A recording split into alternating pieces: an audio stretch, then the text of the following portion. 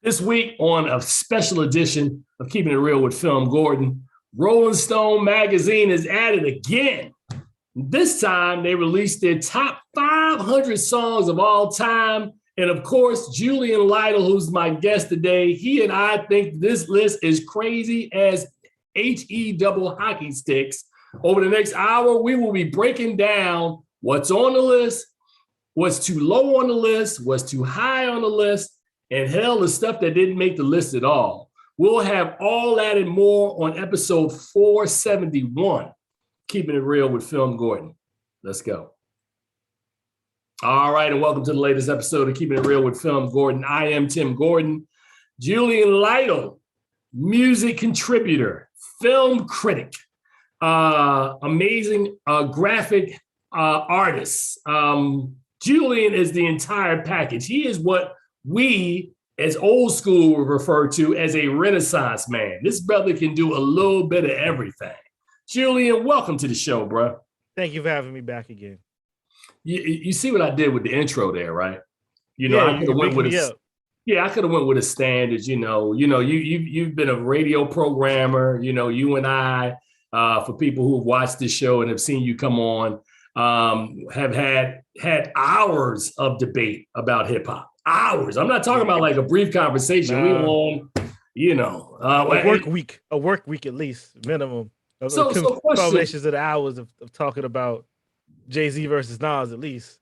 Yeah, man. I mean, now as an aside before we get started, I was in the barbershop, and for people who don't live in the Washington D.C. metropolitan area, I go to the barbershop in the hood. I'm gonna shout it out, Julian. I'm on Alabama Avenue in Southeast barbershop, right?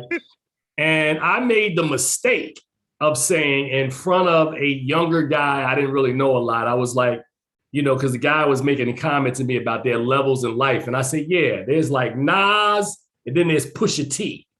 And I made the mistake because he really loved Pusha T. So we had to get into this hometown hero right there. That's hero. Man. Is Pusha T a DC dude? He from Virginia Beach. He close enough. Okay, all right. Compared to Nas, he way closer. Well, I'm just saying, man. I mean, everybody knows my affinity for Nas, and that's going to come out in this list that we have. So, Julian, I'm sure you had an opportunity to look at Rolling Stone's list. Yeah, and I looked at this craziness. Yeah. So before we even get into it, man, let's talk a little bit because this came up from somebody on the last call we did when we had Max Myrick on, and we had Dave Dickinson, and we had you. And we were talking about, they give you a list of the people that help put the list together. But I think the part that to me has always been missing is what is your criteria, right? Like, so what are you looking at? Is it artistry? Is it longevity? Is it like, I mean, help me with this, Julian. Am I seeing something different here? No, it seems like from what I heard, from the people they talk to, they got them to talk about whatever the songs was most important to them and what had impact on them. And then I guess they took those lists and tried to make the larger list, but saying like which ones, repeated or whatever, to give them more weight.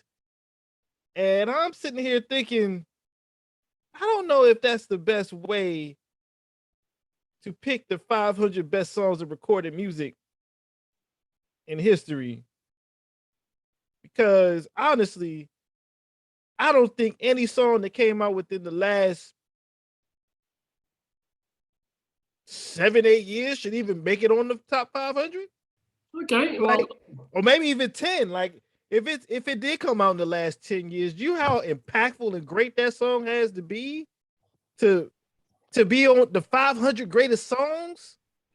Right. Well, I'm going to read what Rolling Stone put on their site. They said back in 2004, Rolling Stone published a list of the 500 greatest songs of all times. It was one of their most widely read stories in their history, and it was viewed by hundreds of millions of times on their site. But a lot has changed in the last 17 years. Back when iPods were relatively new and Billie Eilish was 3 years old, so now they decided to give the list a total reboot. To create the new version of the Rolling Stones 500, they convened a poll of more than 250 artists, musicians, and producers from Angelique Kidjo to Zed Sam Smith to Megan Thee Stallion, M. Ward to Bill Ward, and as well as figures from the music industry and leading critics and journalists. They each sent in a ranked list of their top 50 songs and they tabulated results. So I get that, right? They said they got 4,000 songs, Julian, and where the 2000 version was dominated by early rock and soul, and this latest episode or this latest edition contains more hip hop, modern country, indie rock, Latin pop, reggae, and R&B. More than half the songs here, 254 in all, weren't even on the original list from 2004. The result is a more expansive, inclusive vision of pop music that keeps rewriting the history with each beat. So having said that, Julian, let's start because we've got a lot of songs to cover and not enough show to cover them in. So let's go to song number 500, Kanye West, Stronger. I think that's a strong song, but that's not even in the top 25 Kanye songs. Okay. To be quite honest, but at least I can see something that came out in 2007 being in this particular period of the list. Like that song is still fairly new, even though it's 14 years old. Okay, all right, well, okay, save that because we got a lot more. Baby Love from the Supremes, which was 1964, is at 499. I'm trying to look at other notables. The disrespect. Okay, so they put Lizzo, Truth Hurts from 2017 over Baby Love 64. So, okay. That's crazy. Checking. That's crazy. Just checking. Carly Simon, You're So Vain is at 495. Cyndi Lauper, Time After Time, 1983, is at 494. Oh, here's a one, and Max was here. So What from Miles Davis, one of the singles off of Kinda Blue, the greatest jazz album of all time, next to Love Supreme, is in the 490s. I'm just saying, man. So I'm just... Welcome to the Jungle is 491. That's literally one of the best hard rock songs ever recorded. Like, if you think about rock music from 1980 to 2000, 20 years, that's top 3 rock songs of that time. All time. Yeah. It's a really, Welcome to the Jungle is a really good song. And then they have Lil Nas X, Old Town Road at 490. I wanted to throw something at a wall. Yeah, from 2 years ago. It just came out. So Julian, it sounds like you and I are on the same page that there's some songs that are just so new that I don't even understand how you would put these on the list.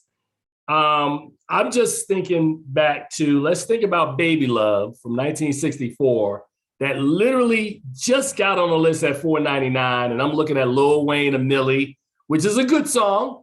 But again, I think that the problem I'm running into, and we run into every time we do this show, is art is subjective, right? It's just like in sports, if you want to find out who's the champion of a thing, teams can play each other, and on any given day, one team will score one more point than the other team. You can go, okay, that's the winner.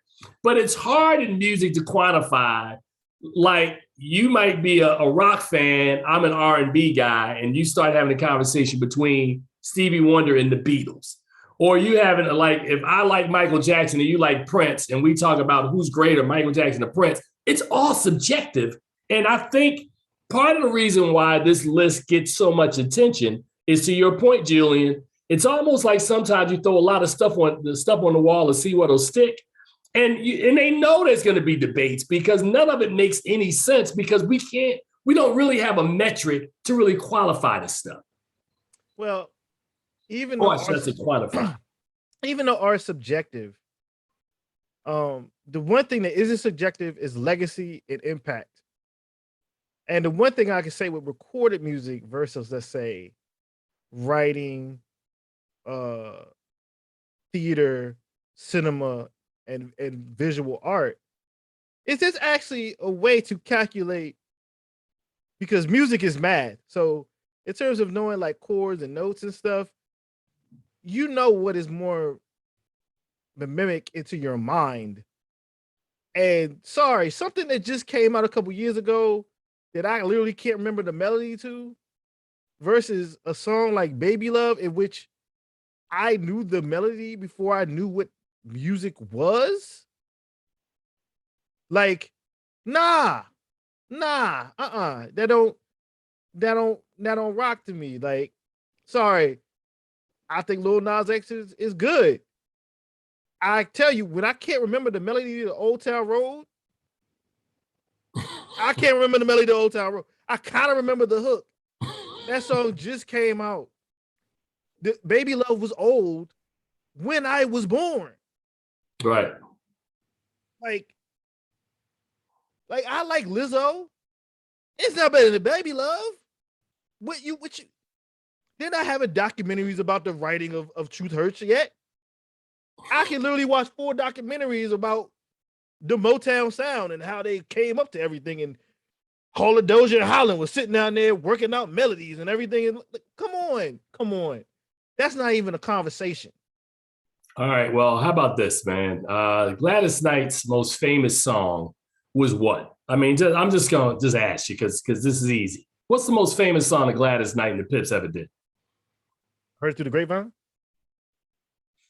Okay, I can see how you could say that. I mean, Marvin Gaye would get credit. They made it, but I'm saying more famous than that. What was the one song like when Gladys Knight leaves us, it's going to be in her obituary that she recorded this song? Dang. Come on, man. It's this list that skewed my perspective. Like Midnight Train to Georgia, right? Midnight Train to Georgia came in 470, right? So that's her. That is if that's like her. Yeah. Now, her kind of. I heard it through the grapevine, and Midnight Train to Georgia arguably are her 2 best songs, right? Her best song came in at 470. 470, yeah. That's Gladys Knight's best song. Now, guess what's in front of Midnight Train to Georgia, which makes it even worse? A Dixie Chick song we don't even know.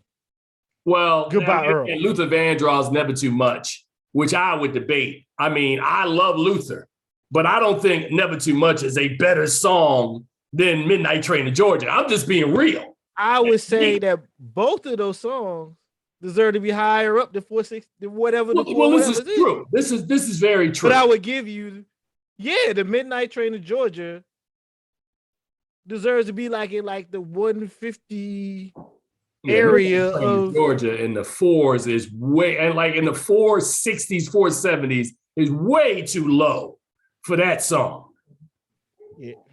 Yeah. I'm trying to think. I'm going through the list. No Ordinary Love by Sade is 459. I could live with like that. I could actually live with.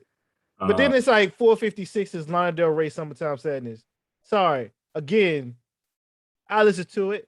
I like Lana Del Rey back then before she started talking about, cops and this, whatever. But it's not better than Living on a Prayer by Bon Jovi. Oh, and by the way, the Migos, Bad and Bougie finished higher than Midnight Train to Georgia. I'm just saying. By the way, Nancy, Bam Bam. It's like, bruh, like Toto's Africa, like, and I like Bad and Bougie. That's gonna have a legacy. But again, it just came out. No, I got you, man. I mean, I'm just saying. Looking through this list, man, none of this stuff makes any sense, man.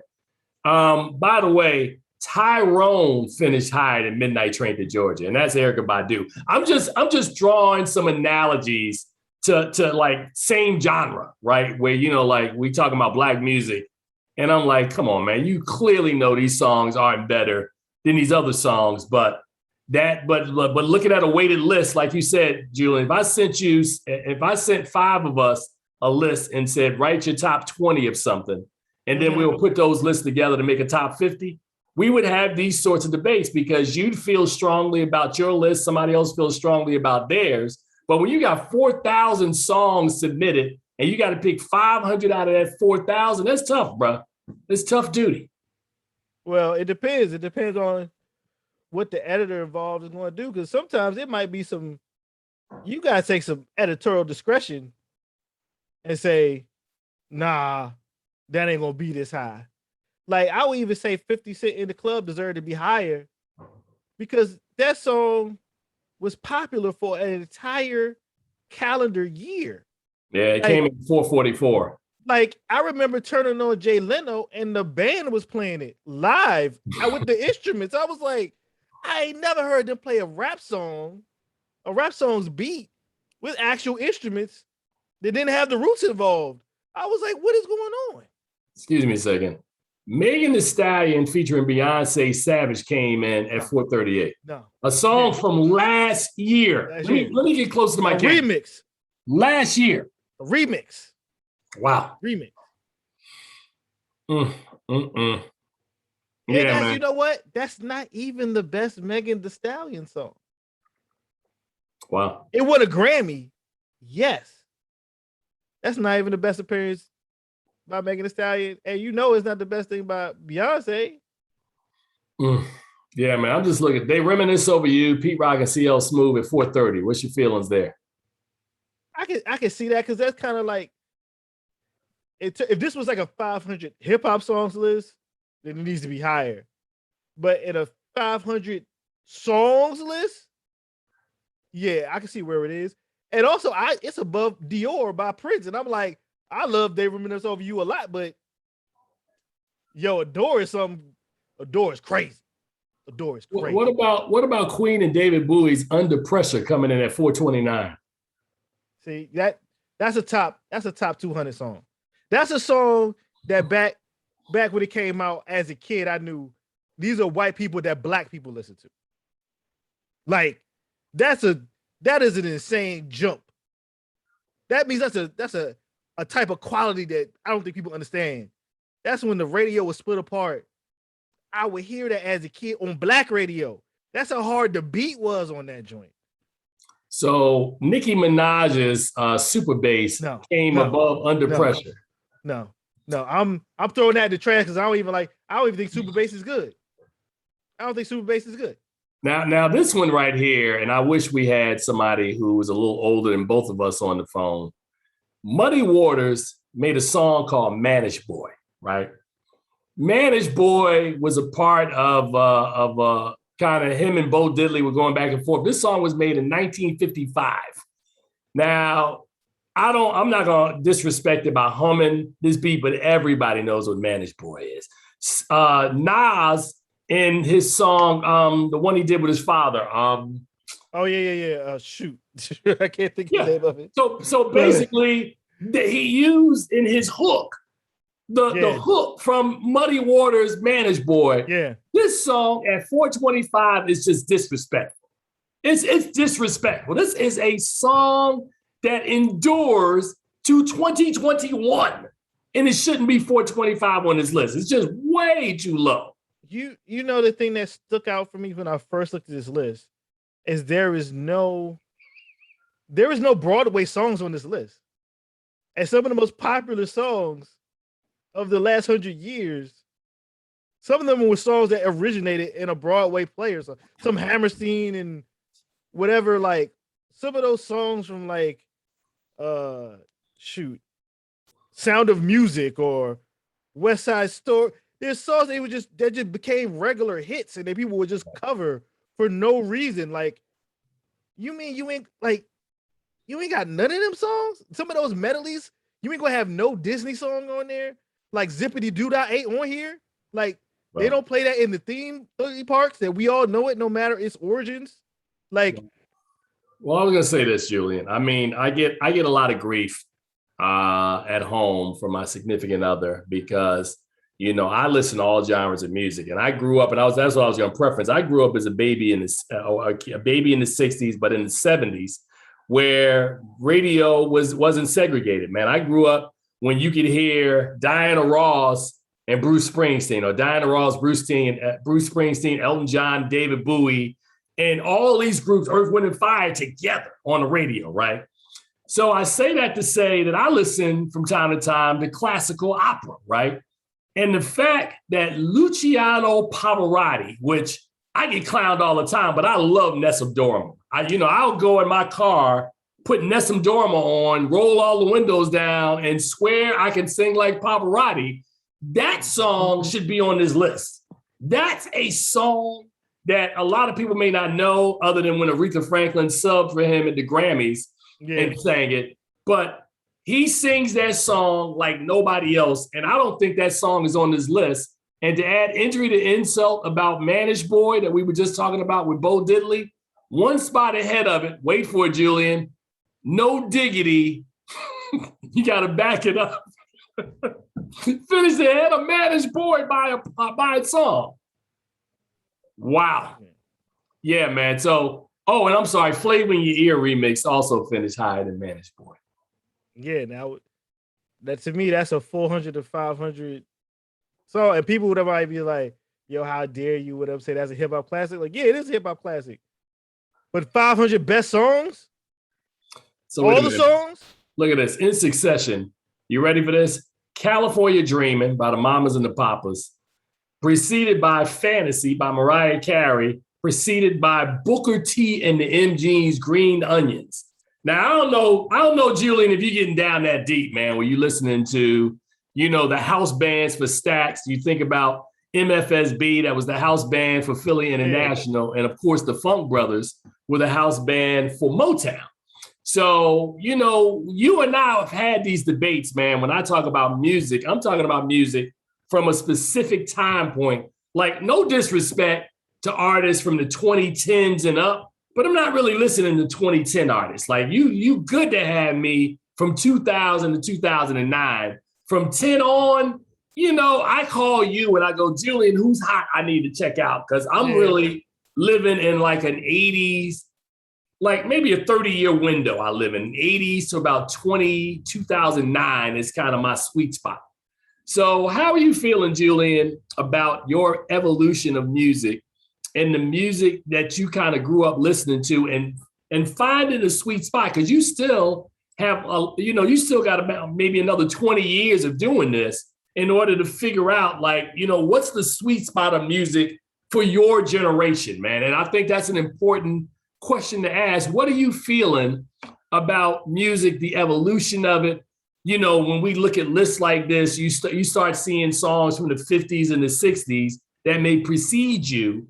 You've already talked about, you have a hard, fast rule that songs that are within the last 7-8 years shouldn't even be on this list. So where are you living? What is your sweet spot when it relates to music? What generation or what age or era?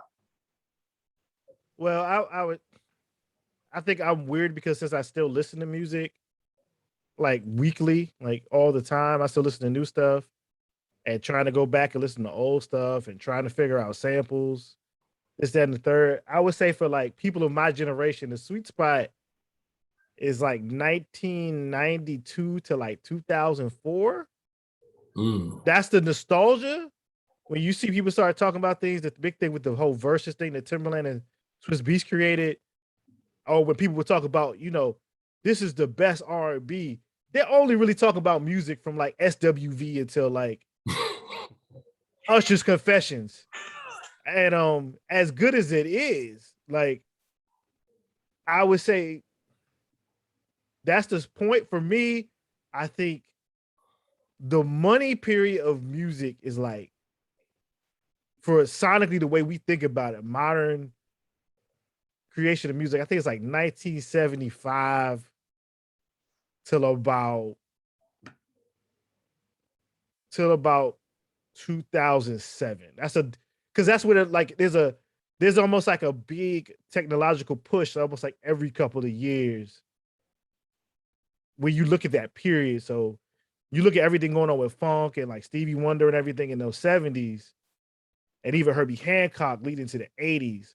Then you got hip hop and the sampler and the drum machines and electronic music.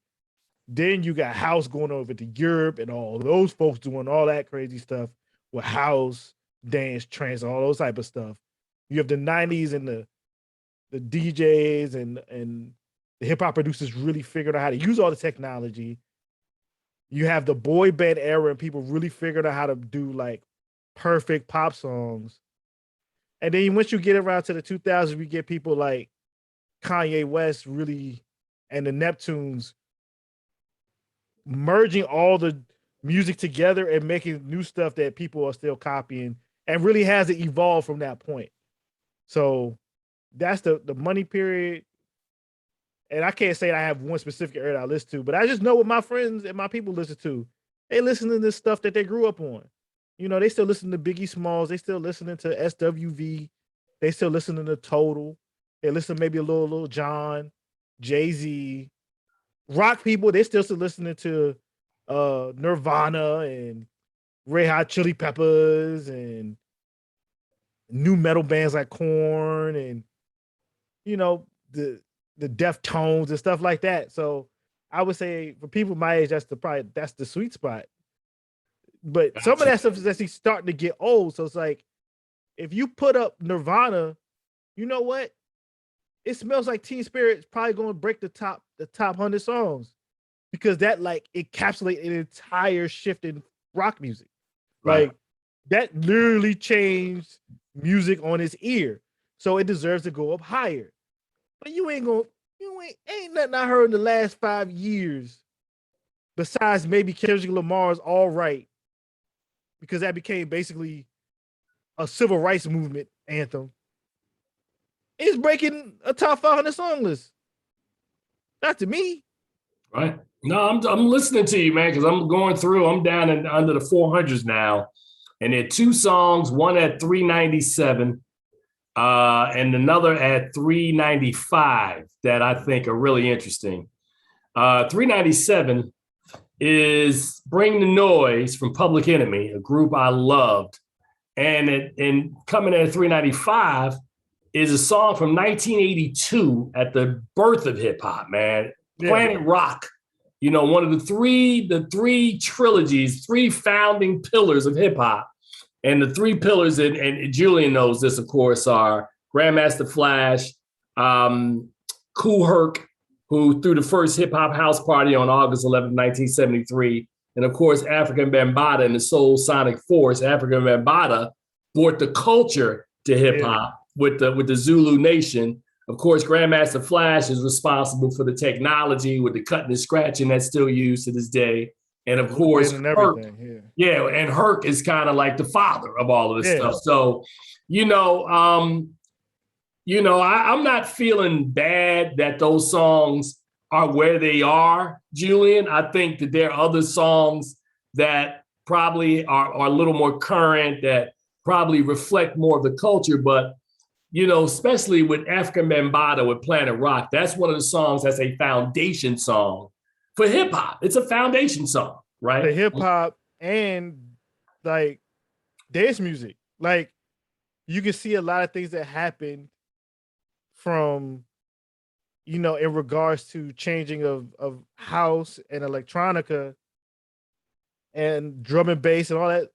Like it was he sampled Kraftwerk, turned it into this, and then a lot of other stuff came out of literally this song. So I don't know why it's three. I don't know why Cardi B's "I Like It" is, and like I don't even know why that makes it on the list before the song that is sampled, which is the only reason a lot of people like the song, because it's "I Like It Like That" by Paul Rodriguez. It's like that's why I listen to the song. It's like, oh, it's like a remix of a song we all know. It's like there's not a lot of songs I would even say that came out of Bad Boy that was heavy-handed, puffy. Like I ain't really putting Biggie's Juicy on here. As much as I love Juicy, I'm thinking about Juicy Fruit by Mtume. Come on now. Come on. Hey, well, see, now you hitting on a point, right? Should a song that sample, here's a good example. Should Can't Touch This by MC Hammer ever rate higher than Super Freak by Rick James? Never. Okay, I'm just checking. I mean, it's Rick James. The reason why we like that song is because it's Rick James. You're listening to it, and when you're listening to Hammer and watching them dance, you're thinking about Super Freak. Again, and it's like I was this old person. No, I was a kid when Hammer came out with that. And even I knew, oh, that's Super Freak. Oh, he's rapping over it. That's cool. He doing the dance. And then they would play Super Freak.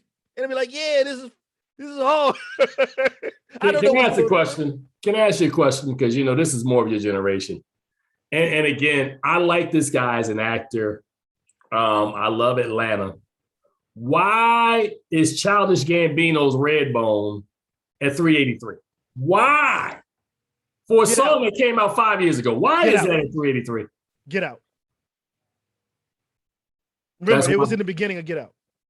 So sometimes I would say this, if a song gets it's a good song, it's wearing its influences on its sleeve. It is 100 spots too high. Yeah, but the fact it's at the beginning of that movie, and Jordan Peele was smart enough to use that song to essentially explain to you what the movie is about. Like, yo, watch out, people creeping, they coming up on you. Like a lot of the lyrics of the song are really strong too, but like to understand that whole movie, you could just like listen to the hook of Redbone and be like, oh, okay. And I think that's the reason why. All right. Okay. You've answered that one. Here's another one, and this is before your time. So this is just for me, right? The vent.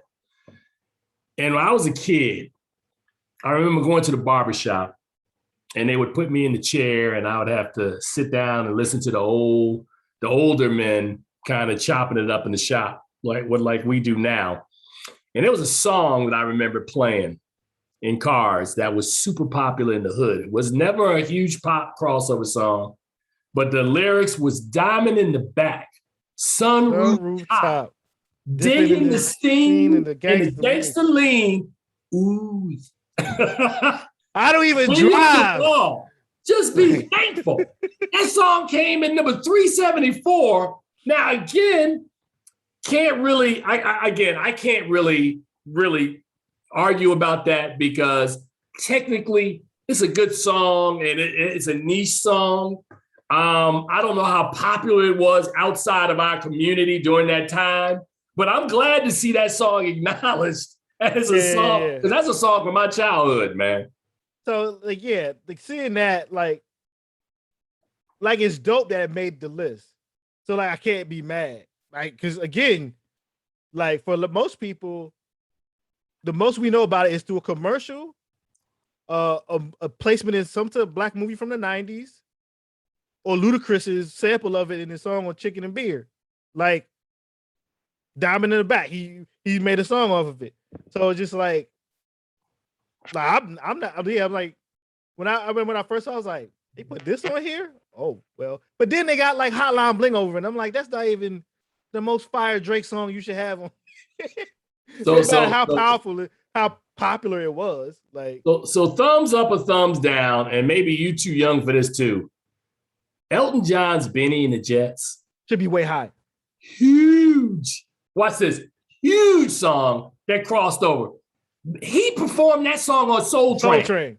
Again, watch this. That's all you need to know. Elton John was on Soul Train doing Benny and the Jets. It's a different era. It's a different time. To me, as I said, with Under Pressure, any song by a white artist that got straight up and down black people, my parents' age and up, was nah, this joint, yeah, that is a song. I'm like, oh, that's special. Come on, had that piano. Come on, man. That's top 200. Man, I'm just. You know what? Peggy Sue is right above it. That's a top 100 song.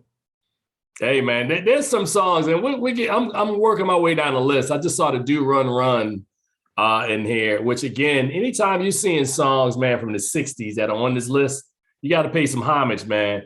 Could You Be Loved by Bob Marley? Bob Marley, of course, my second favorite artist of all time, I've already told you, is Stevie Wonder, Bob Marley, Prince. 1, 2, 3 in that order, right? So who are your top 3 artists of all time, man? Because, I always talk about mine. That's too hard. I can't answer that question. You don't have a top 3. Nah. Like, watch this. Stevie Wonder, Bob Marley, Prince. I understand. It's real simple. It's not that simple for me to do that with anything. Like, I can't tell you the closest I kind of get is movies, but even when it comes to like comic book characters or comic book artists or recording artists, every time you start, I'm like, hold on, I got too many boxes and I got too many. I can't just pick three. I could kind of pick an era. All right. So this next song I want to talk about, again, is personal to me because I'm from New Jersey. And I'm not just from New Jersey. I'm from what they refer to as the Brick City. I'm from Newark, right? Which, again, as an aside, the fact that the Many Saints of Newark is going to be hitting HBO Max next week and dropping in theaters had me feeling some kind of way that they did the premiere in New York for the Many Saints of Newark. I'm like, dude, you could have had it in Newark. It's not that hard. But coming in at number 359 is a group from Newark. And Killing Me Softly with the Fugees. This week they announced the Fugees reunion, their tour. I would love to go see the Fugees, but I don't want to give my mortgage away trying to buy a ticket to see that show. That, and I don't want to be sitting in the place for 3 hours waiting for them to come out. Oh, yeah, because that happened the other night. They were 3.5 hours late the other night. But, the song Nappy Heads, you remember Nappy Heads, right? That was fire. Now, Nappy Heads is a special song to me, and that's not on. Now, we're not talking about that on the list, but Nappy Heads is also talking about Newark, and it's talking about a high school that no longer exists, that existed when I went to high school. So when you hear him say Hooterville, Vailsburg Vikings, so you know your top ranking, bruh, it's as Newark and inside as you can get. We love the Fugees. So 359, man, Killing Me Softly. Too high, too low. It's on there twice because they put the original on here too. That's my issue. Like, as much as I like the Fugees version, as much as I like Lauryn Hill, it's like, oh, they put Roberta Flack on here too. They got the Roberta Flack joint on here. I'm like, but the Roberta one is higher. Yeah, as it should be. Which speaks to my point, right? And I love the Fugees. I love this song. Again, this was a song I also already like this was like the last time you got covers of songs. The late 90s was the last time where people really covered old songs and recorded them. It wasn't something you would hear on a mixtape or performance show or live at Apple or in blah, blah, blah studios to promote something.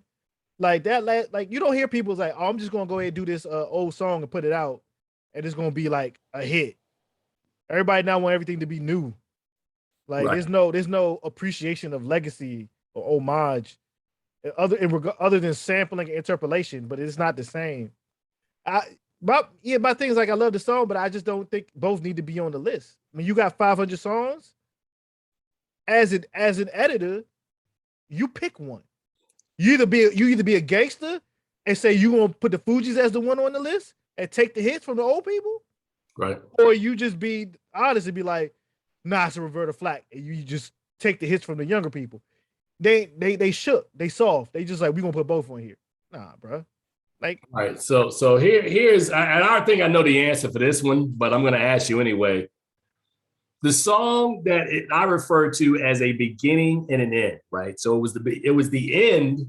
This song was the end of a disco era, but it was also the beginning of what would come 3 years later when this artist would explode with one of the largest albums ever made. Michael Jackson's Rock With You is at 354. Yeah, see, the Rock With You is not a 300 level song. The lowest this song should be is 120. Yeah. Like, there's nothing on Off the Wall that shouldn't be in the top 100 songs. I'll fight everybody over that.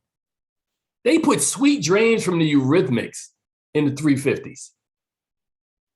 Again, a white artist would have sold so hard that black people was like, we love that white lady song. With the red hair and the British folks.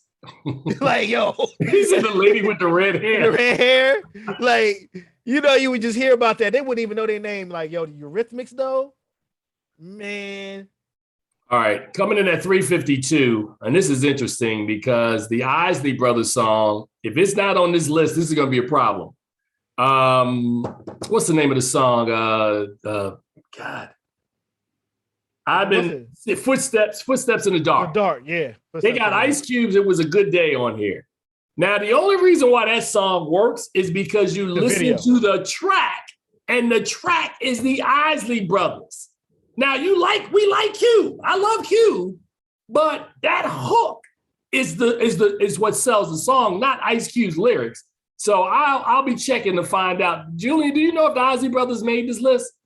Shout made the list. That's the biggest song that I think. But no Footsteps in the Dark. There's a whole bunch of joint, like just recently when the Isley Brothers did their Tiny Desk, they just did a medley of the songs that people sample. I'm like, yeah. No, when the Isley Brothers went against Earth, Wind, and Fire on Versus, which to me is still the greatest Versus ever because it was like a 4-hour concert. Those catalogs, I mean, Julian, am I lying? Those catalogs are so deep. Earth, Wind, and Fire did their thing, but it was almost like reintroducing the Isley Brothers to like this generation. And we were like sitting there going, I tried to tell you, that music is banging. Yeah, because they came out earlier too. Like, I was like, hold on, they was out in the 50s? They came out in 1959. They had and a they still here? Still here. He's still out here with a fur coat on. And Ron Isley is 80 and still putting it down. 1959. With a 14-year-old kid. What is it? What's his nickname? Mr. Big. Mr. Big. Hey, man. Let me see. I'm going down the list. I'm still in my threes, man. I'm almost thinking we're going to do something revolutionary today, Julian, that we're going to get to our hour and I'm going to stop and then we're going to do a cut because we got to keep on going, man, because it's too many songs, man. What a Fool Believes by the Doobie Brothers at 343. Look, Julian, where you going with this? That was a huge song, too. Part of me wants to say it deserves to be higher because they was on What's Happening. But they want What's Happening. But part of me is just like, that's a good place for them. But I almost think that like, because I don't think Michael McDonald is anywhere like, there's some songs by just Michael McDonald that I think deserve to be higher. And even Kenny, like, see, yeah. The Dewey Brothers was fire because again, those are these white folks that black people listen to. Wow. See, this one right here, this next thing one I'm going to talk about, this is interesting because we talked earlier about the Michael Jackson Prince people, right? And I was always Prince over Michael Jackson, right? Somewhere Prince is smiling that 1999 finished higher than Rock With You. Now, again, I am not the biggest Michael Jackson fan, but I respect this man's hustle. I respect Michael Jackson's his game. Rock With You is a great song. I can't, as a Prince guy, I can't honestly tell you that I love 1999 more than Rock With You. I'm just being real. The thing of it is, but Prince got joints that could go against he Rock can, With You. But it's not 1999. Yeah, it's not 1999 though. Look. Rock With You should be higher. I mean, and it should be higher than 1999. So, yeah, man. I mean, and watch this. And there's no disrespect to my Prince people who coming for me, but y'all know it. Come on, man. Y'all know. She's Gone by Hall & Oates at 336. It's a good song, man. It's a good song. That's a good song. Ooh, they got Papa Was a Rolling Stone at 333. Again, I think that's a top 200 song. Right below Umbrella by Rihanna. To me, that song don't leave between 500 and 450. Like, if you put it up there. And it's a good song. There's Big Papa at 330. Julie ain't say a word. Big Papa? This other Biggie joints. Like, if you really want to be like, and I Big Papa's great. But there's just some other Biggie songs that I'm probably putting over Big Papa. And then like those first two singles, like those voices great. And also they even show it here because again, writer credits, Ronald Isley, Ernest Isley, Marvin Isley, because the song, the remix, the version that we mostly know, it works because again, it's using the same song we just talked about in terms of Ice Cube. All right. Except the dog is too strong. All right. I found another song I have a major complaint about. Coming in at 319 is a song I literally just listened to yesterday, right? A song that plays in supermarkets. I remember being at 20. I was like in my early 20s. This song came out during the time of Michael Jackson, Prince, Lionel Richie, Bruce Springsteen, Madonna. Julian, I don't know if you're old enough to remember this. This song was kind of like the soundtrack for an entire generation of kids of a certain age, right?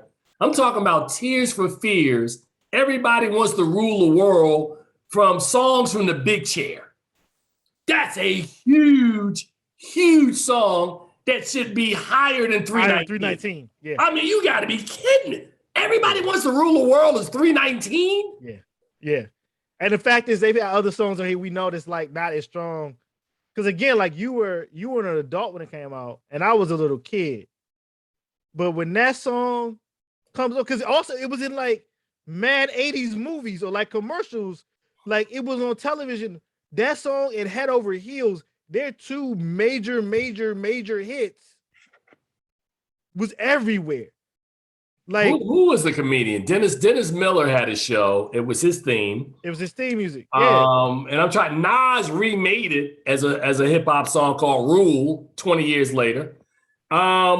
It's too strong. Like, yeah, everybody to me again, that's a song that I don't see how it's not within the top 200 songs, maybe the top 150. Now here's one that I have an interesting take on. Number 315 is John Coltrane, Part 1, Acknowledgement.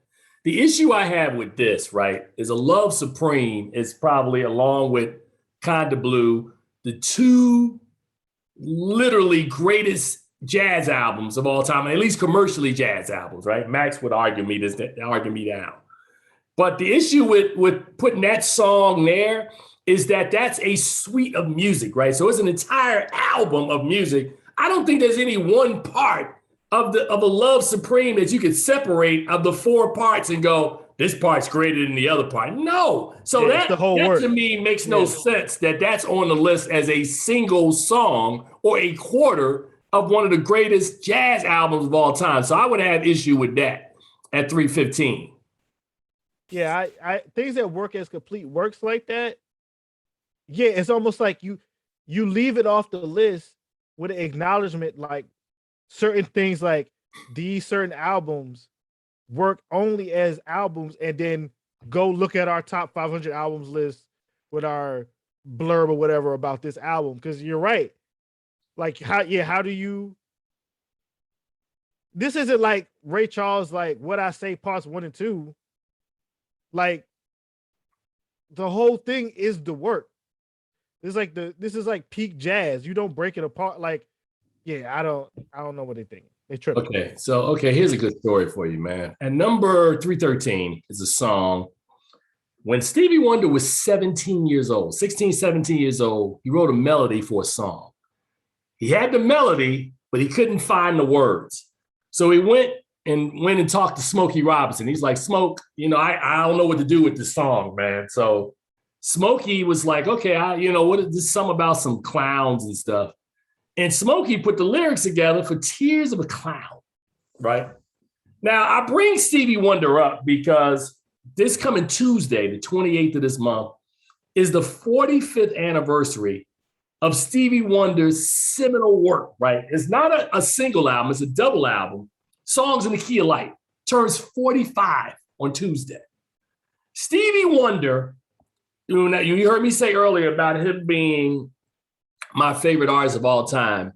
Stevie Wonder gets a writing credit on this Smokey Robinson song. So Stevie Wonder's publishing, and think about this for a second, Julian, and you know the business. We know publishing is where the money is made in the game, outside of touring, right? Who in R&B has a publishing catalog like Smokey Robinson, who wrote over 5,000 songs, and Stevie Wonder, who has songs from 11 years old, and Stevie's 70. He's got like 60 years of publishing, bro. And Smokey's still alive, so Smokey and they're both alive. So it's just, yeah. But I'm just saying, when we talk about the music game is about the artists that write the songs, the people who get producing credits, writing credits. Because anybody can sing a song. Singing a song, In Vogue showed you when they had to file Chapter 11 in the early 90s, when they had all these hit songs, they weren't writing any music. Stevie Wonder's been writing music since, I don't know, forever. Since a child, yeah, since he was a Smokey's child. been writing music forever. Yeah. So the fact that Smokey and Stevie share writing credit on Tears of a Clown, it's pretty amazing to me. And, I want to salute Stevie Wonder for a singular achievement, because remember, he did song. Okay, here's another piece of trivia for you, Julian, when you're trying to decide who your favorite artist is. From 1972 to 1980, right? From the ages of 22 to 30, Stevie Wonder produced Talking Book, Music of My Mind, Inner Visions, Fulfilling the First Finale, Songs in the Key of Life, and he topped it off with Hotter Than July. He did those albums in a 10-year window, 6 classic albums. You got nothing on that, man? He got a run. Like when he won like best album Grammy. No, 4 times. Julian, look, don't disrespect it. Don't minimize it by calling it a run, right?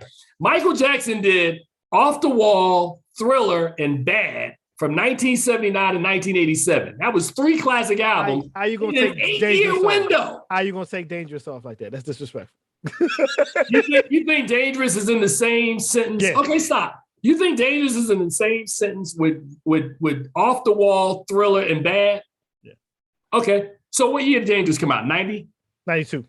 Okay, cool. I'm glad you said that. So from 79 to 92, how many was that? 4 albums? Yeah. Okay. So okay, stop. Prince had 1999. He put like 13 albums out that time. So wait a minute. 1999, Purple Rain, and Sign of the Times are the 3 top Prince albums there, right? Am I missing anything? Well, yeah, because he actually had other albums out there too. So he did have other albums, but you wouldn't put Around the Day, Around the World in a Day in the same sense with Purple Rain, 1999, or Sign of the Times. I wouldn't. I would put what else did Prince make in that period that you would put with those 3 albums? Love Sexy.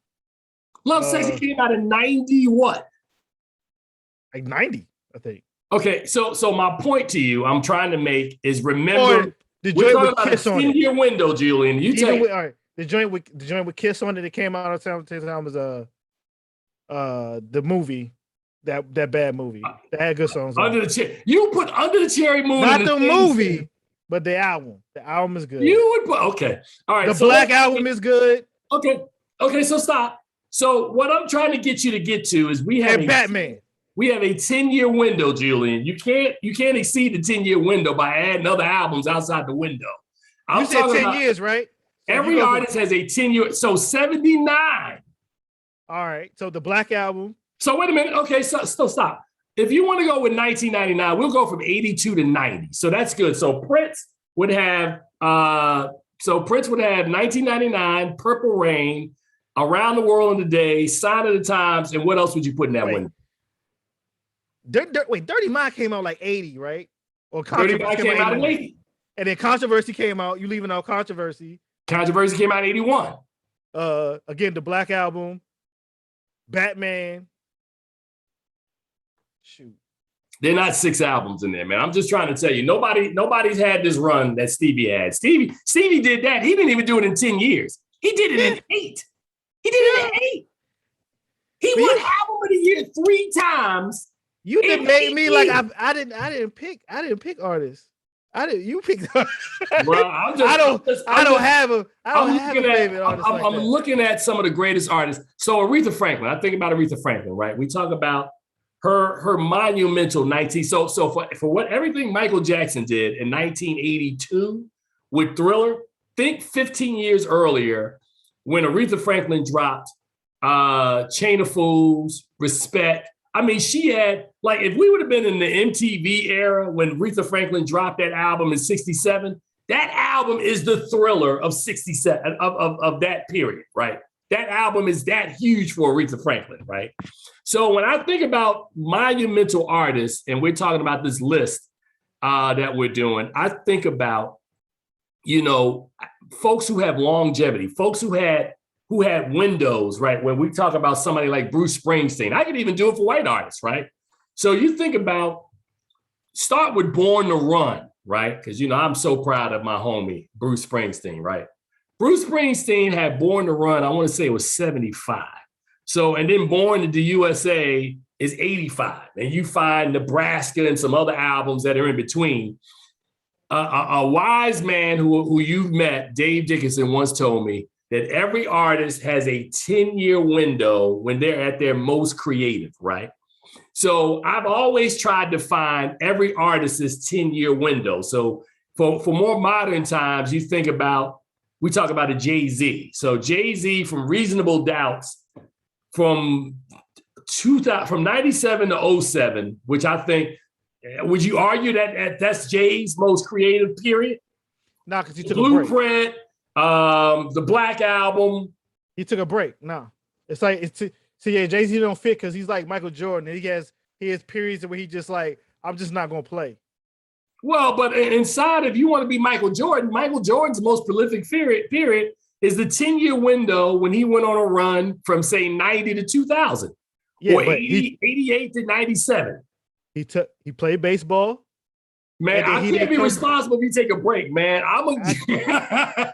Watch this. You take a break. Stevie Wonder didn't take a break. He didn't. Actually, that's not true. Stevie Wonder took a break in 75 after he won Album of the Year 2 years in a row. He took a break because he was working on the double album, which ended up being Songs in the Key of Light. He took 77 and 78 off, but still. But I would say Jay-Z doesn't fit because his third classic album didn't come out until like a couple years ago. So what was that? 444. Like, oh yeah. He doesn't totally fit because he started within rap. He started as an adult, and then and Nas is in the same boat, man, because this King's Disease in his collaboration with Hit Boy is like next level. It has revived his career. He is actually making. Making what they call adult hip hop now. They're like Frank Sinatra. Like there's young Frank Sinatra, and then there's like 40-year-old Frank Sinatra. There's a different Sinatras. Well, we taking a small break from the music, but before we close out the first half of today's show, what do you think about King's Disease 2? I think it's not as strong as King Disease 1. What? But what? I gotta give him credit for somehow getting Lauryn Hill to rap on it. So like, wait. You think songs like Nobody, Brunch on Sundays, Death Row East? I mean, come on, man. I honestly believe that you think King Disease 2 is better than King Disease 1. No. I think that they're totally different, right? I think one, like you do 27 Summers. Car 85. I mean, come on, bro. I'm Nas'd up, right? Yeah. But my point is that I think they should be almost. I wouldn't say a double album, but it's the same producer and the same artist. They need to be able to put this work together. And I expect KD3, which is coming probably next year. Yeah. Nas man has found some level fountain of youth that he has a producer who makes tracks that are very accessible, and his rhyming skill works with Hit Boy really, really well. Well, he finally found a partnership because one of the biggest criticisms for Nas classically was like Nas picked trash beats. Do you agree that Nas picked trash beats? There was a period where I don't know what he was thinking. And what period is this? After It Was Risen. So you thought Stillmatic had trash beats? Stillmatic had some questionable beats, but it had some joints on that was his comeback. That's his underdog comeback album. That's his like I battled Jay-Z, I'm coming back. But that period after It Was written with like Nostradamus and everything with like Uchi Wally and man. So what do you think about Untitled? Because that's another one that I love the song Nigger. I love that track. That track sounds like a superhero track. again, I think that album is lyrically it's dense, it's on point what he's trying to say, but I don't think every beat worked on it. So I think So Julie, I didn't mean to cut you off. Do you think having a beat that works is vital to a song, or sometimes it's about the MC? Really? Hip hop, yes.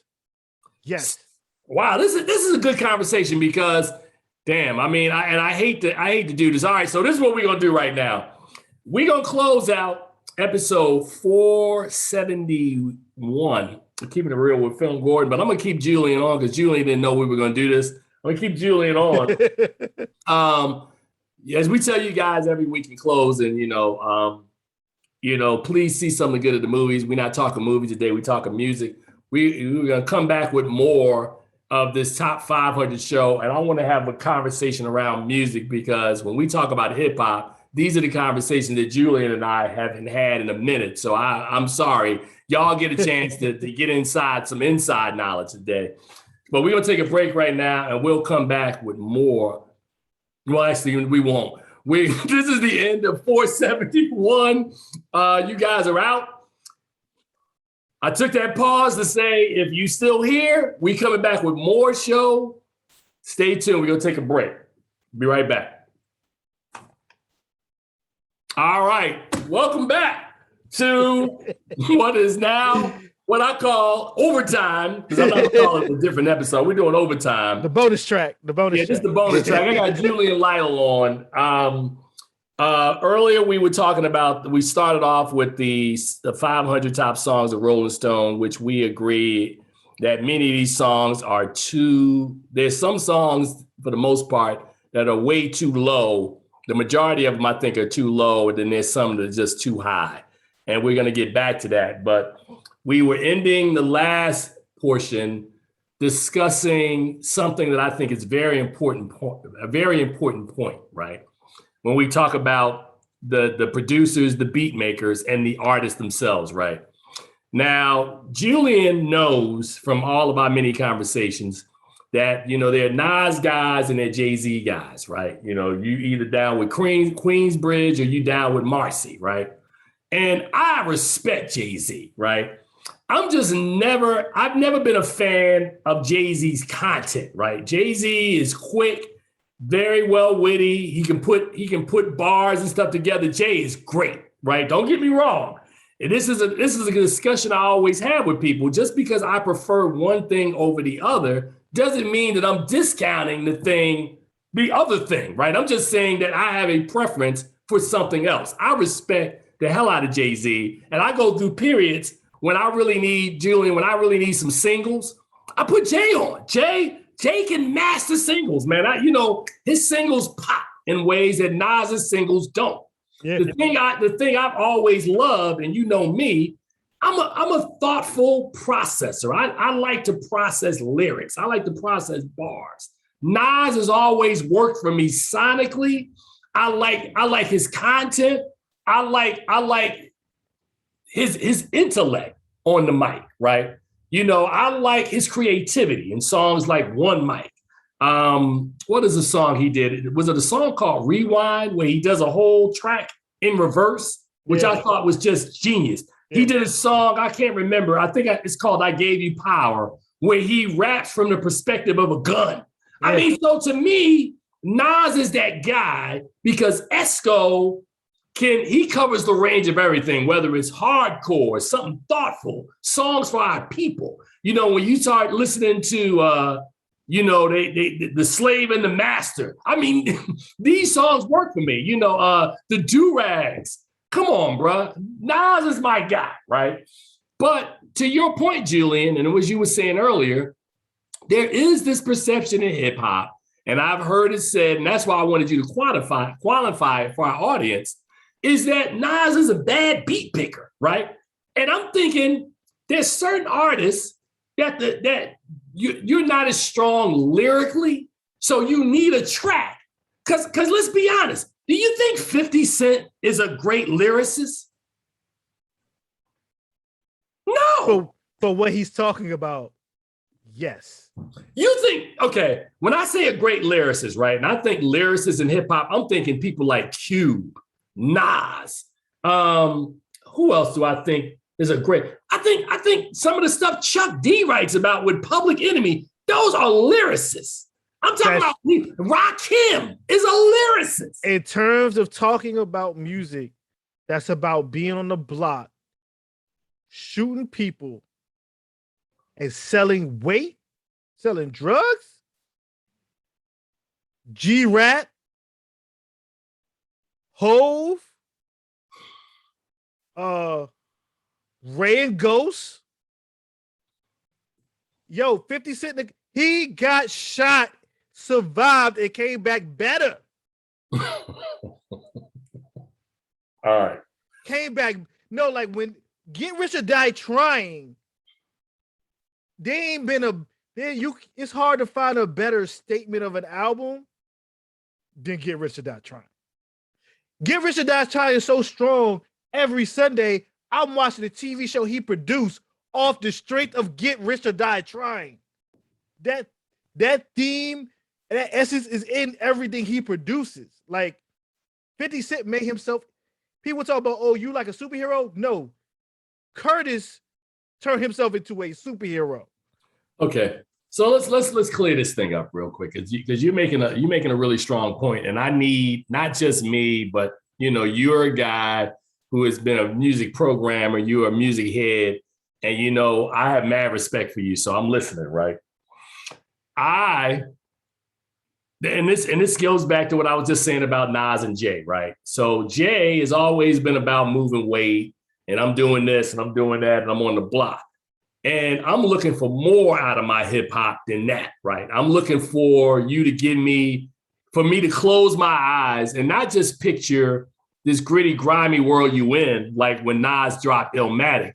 But I'm also thinking about, I've been divorced and I'm gonna make an album called Life is Good, where I'm talking about I done lost my girl. I'm closing my eyes and listening to you.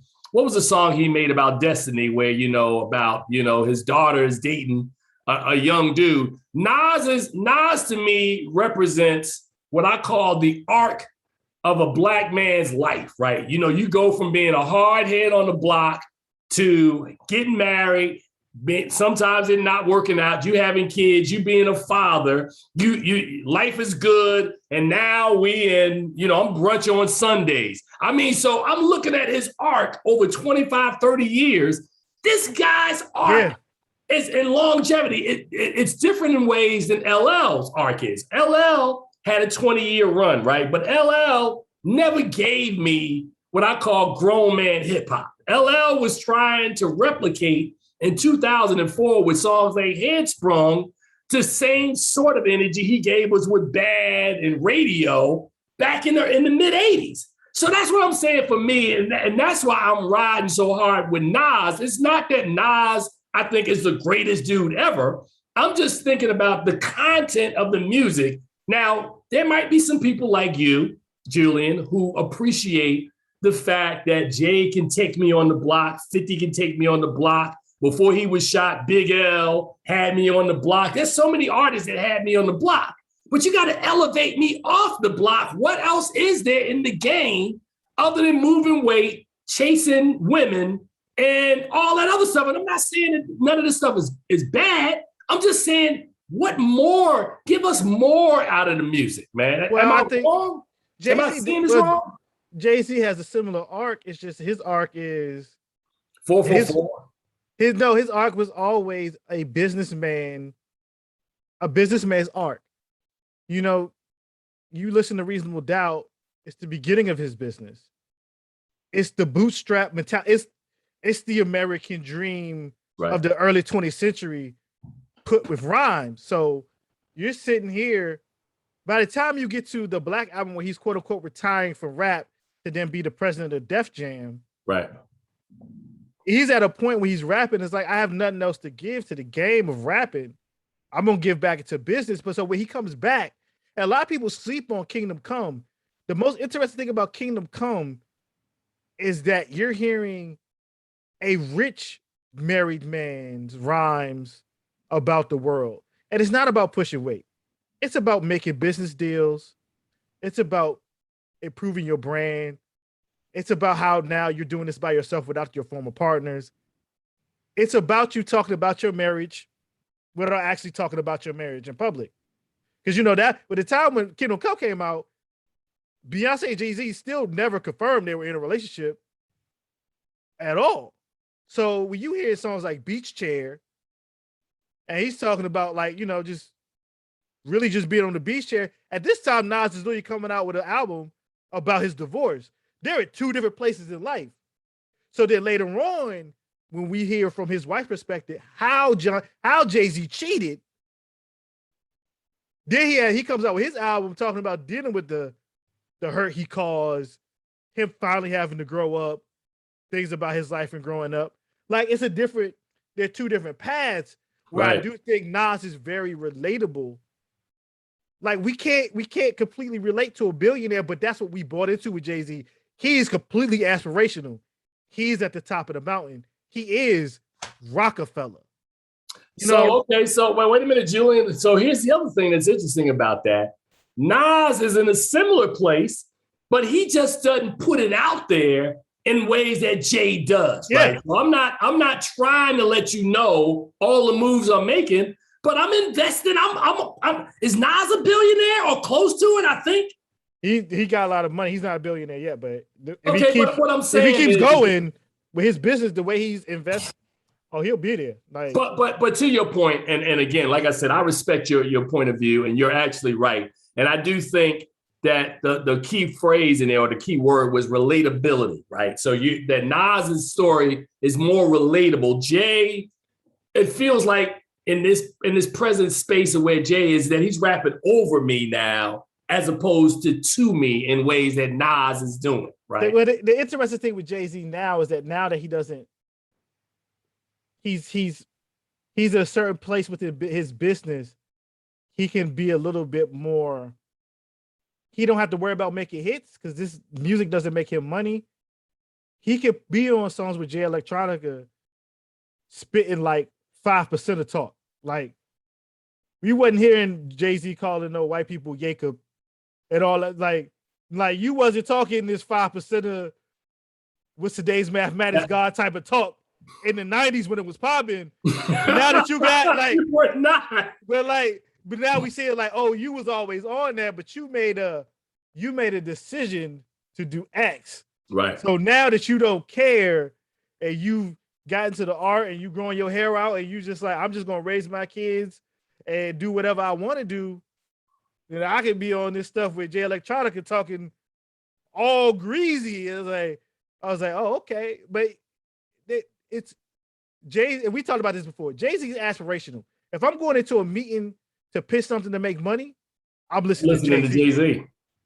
You know what I'm saying? Like, yeah, bro, I'm the best who ever did it. Ain't nobody smarter than me. You know what I'm saying? There's not a lot of people you can put on that plane in terms of getting you hype other than like maybe Kanye and like maybe T.I. in terms of like, yo, I'm about to go freaking get all the money. Like and in regards to Nas, the other people that does everything that you're talking about is Outkast. Big Boy and 3 Stacks have always told you about the ups and downs of relationships, having children, still being outside, but you still got to deal with your wife and your kids, and you want to be a player this week, but you got to be an adult. That De La Soul too. Those two groups have always came with you got to be. They always had the adult rap, even when even now they were becoming adults. You saw the process. You see the change in both of those groups as they got older, even to this point now, which I think a lot of people sleep on. A lot of people sleep on Outkast. But the fact that 3 Stacks is probably easily one of the top 5 dead or alive. He could put out one verse on a song that didn't even make Kanye's album. Everybody's like, that's the verse of the year. And he ain't rapping like, we ain't heard him rapping like 3-4 years. He's like, oh, that's it. He won. Nobody's touching him. Maybe Kendrick if he come out. So wait a minute. So let's not forget, there's 2 more artists I want to talk about, right? Don't sleep on Snoop Dogg, because again, when we talk about the arc of a career. Oh, Snoop Dogg is great. He's special. No, nobody Snoop Dogg. but let's talk about it because you're right. Because I think about Snoop a lot, and I remember hearing his opening bars on Deep Cover in '92, right? Before Doggy Style dropped in '94, right? Doggy Style drops. You know, the story, of course, is we don't have to retell it. You know, all the stuff that happened with Pac. You know, his murder trial. Him having to go down south and be with Cash Money and Master P for 3 years. Him coming back, you know, getting with Dre again. I remember I was working in radio at HUR, and I never forget it. Some record rep dropped off the album, right? The Chronic, 2001, and I remember putting it on in the back, and watch this, Julian. I heard like 10 seconds. I was like, yeah, this is going to be a huge hit. Huge hit. And I was right. Snoop Dogg, to me, to watch Snoop now, after knowing and watching his history, is there any artist that's more relatable than the dog? Is there anybody more relatable than Snoop Dogg? No, he's Uncle Snoop. Like, he's Uncle Snoop. So your original he's special, bro. So, there ain't a lot of artists that have a Snoop Dogg life. And then he sells Corona in a robe, walking on the beach. He hangs out with Martha Stewart, and she's the one that's the ex-felon. Like Snoop Dogg is like never have to. What was the name of that song he made 15 years in? Never have to worry about that. Oh my God, man. You know, I love Snoop, man. Snoop is my dog. But last but not least, the series is on right now. And the more I think about this for a second, Julian, and you know where I'm going with this. A young cat has a record deal. They promote him, they put him out there, they change his image. He puts out a track, and then they drop him. He comes back to the neighborhood with all that knowledge, right, of having failed along with his cousin, the genius. He comes back to the neighborhood. It has a plan, Julian. Look at me. He has a plan. Not only am I going to get me and all the hottest MCs in Stapleton Projects and Park Hill, I'm going to put them together. I'm going to bring my brother along. I'm going to bring another dude who reps the streets. We're going to come in with a business aspect. I want to put this group together, and then I want to have them sign contracts, and then I'm going to place them at individual labels in the middle of the 90s. Nobody's ever done it before. It may not ever work again. So RZA is a friggin' genius, and he did all the beats on all of those early albums. So he did Into the 36 Chambers. He did the Purple Tape, a.k.a. Built for Cuban Links, Iron Man. I mean, Julian. Liquor Swords. Julian, am I wrong when I say that the RZA, I mean, we knew it kind of in the 90s, right? We didn't really know to what degree. This kid is a genius. You talking about artists special? Yeah, we ain't know about this. Once everybody start understanding the story, like I read this book some years back called The Big Payback, which was telling about the business of hip hop from its creation up until that point where the book came out. And essentially the thesis statement of the book is RZA is the one who actually changed the entire arc of business for rap music and hip hop, because he was the only one to make a deal like he did. As you said, we're going to sign with this one independent label as the group with the ability that I can sign each and every member to separate deals all through the company him and his brother made. Like, and they all, because it has a TV show now in the most recent episode when he says, give me 5 years. 5 years of your life. And the fact that you know that's true, because every time they tell the story, no matter which one, that is what they say. He said, give me 5 years and I'm gonna make you a star. And it's facts. Between 1992 and Wu-Tang Forever 97, when they had that behind the making of the video where they spent $1 million for the Triumph video with CG graphics and everything in it. Like, everything after happened after they did. Rockefeller with Jay, Biggs and Dame making their distribution 50-50 deal with Murder Def Jam.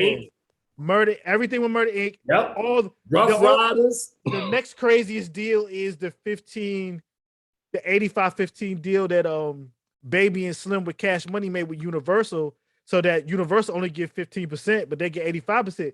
But again, you don't get that deal if you don't have the Wu-Tang Clan. Wu-Tang ain't do what they did. And it's just like, and then it's the fact that we'll never see a group. Because to me, when people say like greatest rap groups or whatever, like I break my stuff up. Like to me, there's singular rap artists, there's duos, and then there's groups. To me, a group has to have more than 3 actual rappers. Wu-Tang is the greatest rap group ever. Ever. No one will ever touch them. No one will ever get close. And for me, the best rap duo is Outkast, with Run DMC is number 2. People might fight me over that, but if you really look at technically, Run DMC fell off. Outkast technically never fell off. They just stopped putting out music. I disagree, but I'm gonna let you have this one because you got to remember inside of falling off, you got to understand to what degree did you fall off. You got to remember, Outkast came along and stopped making music. Run DMC was the first of everything. I know. Run DMC first on Rolling Stone, first gold, first platinum. They're the first. I mean, again, this gets back to Julian. Can the group that comes behind be greater than the guys that started?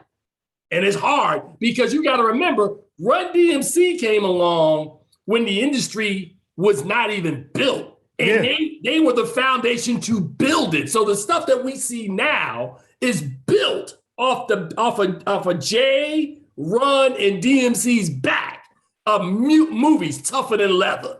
You know, all that early 80s stuff with Def Jam. But again, we're not talking about that because that's a separate conversation. But I just want to say with the Wu, two other things which were interesting, because my second favorite verses was two of my absolute top 3 producers, right? Premier against the RZA was almost like an audio wet dream. I remember sitting there at that verses and going, oh, damn. Oh, no. Oh, RZA, you didn't hit him with that. Oh, Primo. Dude, sonically, the stuff that RZA was producing, and like you seeing it on the show now, and how he had the mindset of putting like Ray and Ghost. Let's just say the series may be a little exaggerated, right? Because I've heard stories from Deck and other folks like, man, that stuff didn't happen. But they did agree that the two of them didn't get along at the beginning. Yeah. And the fact that the RZA at that young age heard something in Ray, the timbre in Ray's voice, in the rhythm of Ghost, and thought, and then you look now, Ghost and Ray are like, they're the closest ones. Two superheroes. They're like the Avengers of hip hop. Those two to me, like I listen to Ray and Ghost, and then the honorary member, watch this, wait for it, Julian, Nas can easily have been in the Wu-Tang Clan. You listen to Nas over RZA. An honorary member. That's wait a minute, stop. Have you heard Verbal Intercourse? Yes, but you know the unofficial / official member is Capadonna. Don't do that. And then it's Redman. Okay, stop. And then it's Redman. And then it's Redman. Watch this. Everybody in Shaolin, aka Staten Island, has said that if anybody could have been in the Wu, Nas could be in the Wu. Nas could be the Queenbridge edition of the Wu-Tang Clan. I mean, I'm not lying. No, I get what you're saying, but and why has Jay never done any songs with RZA? I would say this. Look. You see how far back I'm sitting in my chair? Yeah. Like there's one thing I know that for a while people was like, yo, I want a song. I was one of the people I want a song with Jay-Z and Pusha T, because that's that crack rap. We need that. But the one thing always hit me was like, all right, like then we got it. But I was also thinking like, Jay-Z ain't never get on a track with Ray and Ghost, especially Ghostface. And part of me is like, he don't want to get outshined because Ghostface is one of the only people that like when people say, "Oh, this person's the best," I'm like, "Yo, real talk." Ghostface, he's better. Like in terms of the Ghostface, he's the Ghostface killer. You don't really want to be on it. Like he hasn't fallen off. Like I still listen to Ghostface songs. It's like no, I'm pulling up some lyrics because even when I listen to this in real time, it blows my mind. I don't know how the hell he did this. Hold on a second. I'm pulling the lyric up right now because I gotta read this because it kills me every time I listen to the song because I don't know how he did it. Did I find it yet? Verse 2. Where's verse 2 at? Oh, okay. Yeah, all right. I'm gonna read this, and you know what song this is, Julian. Ayo, crash through, break the glass, Tony with the goalie mask. That's the pass, heavy ice rolling on the deck. I'm like, he does it in such a rhythm. This is one. The song, the devil planting seeds inside the black babies, 50 cent sodas in the hood, they going crazy. I love Ghost. Ghost is my dude. But Ghost and Ray together, it's special.